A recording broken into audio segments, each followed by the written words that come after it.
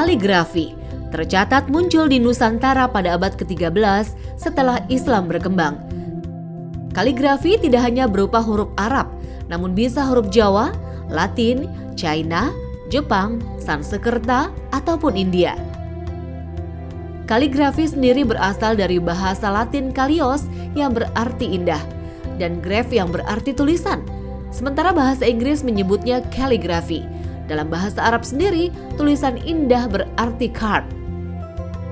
Kaligrafi dan Islam konon telah menyatu sejak lama dan berkembang hingga saat ini. Berbagai seni kaligrafi dengan berbagai bentuk dan rupa semakin indah seiring perkembangannya.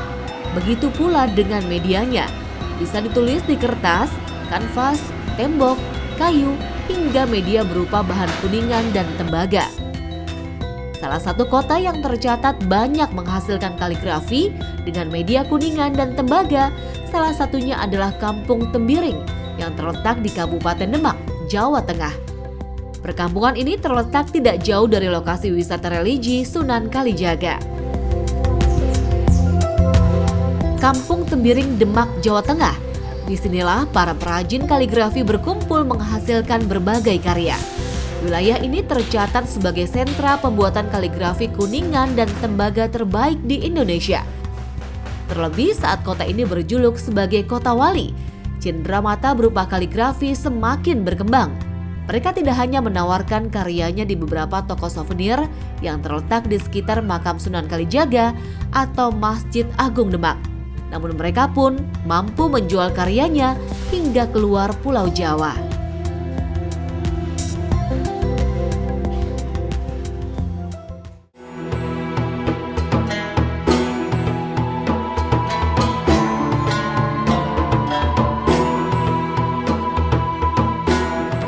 Beduk merupakan instrumen musik tradisional yang ditabuh layaknya gendang. Beduk telah lama berfungsi sebagai media komunikasi tradisional.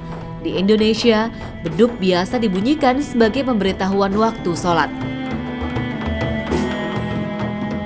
Konon, tradisi ini terkait dengan ekspedisi pasukan Cheng Ho pada abad ke-15, di mana Laksamana utusan Kekaisaran Ming yang beragama Islam menginginkan suara beduk di masjid-masjid, layaknya penggunaan alat serupa di kuil-kuil Buddha di China.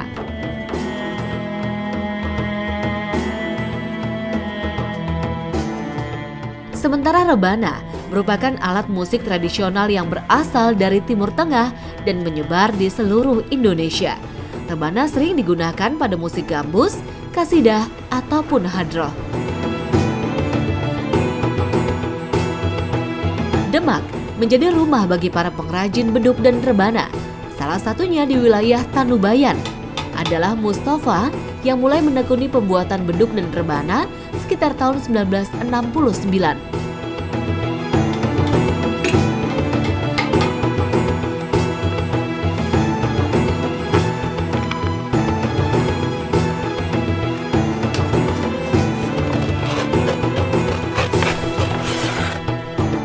Papan bertuliskan tukang terbang pun terpampang di depan rumahnya. Terbang berasal dari kata banter dan abang, yang berarti memukul rebana dengan banter atau keras, maka tangan kita akan abang atau memerah.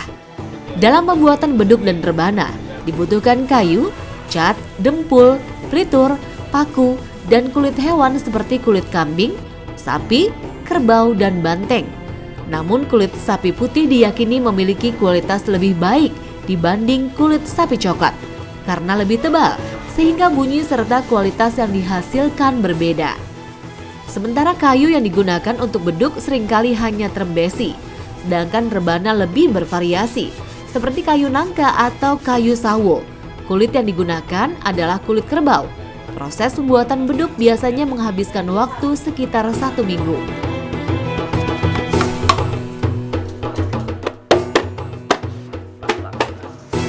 Beduk buatan Mustafa ukurannya pun beraneka ragam, mulai dari diameter 60 cm hingga 1,6 meter.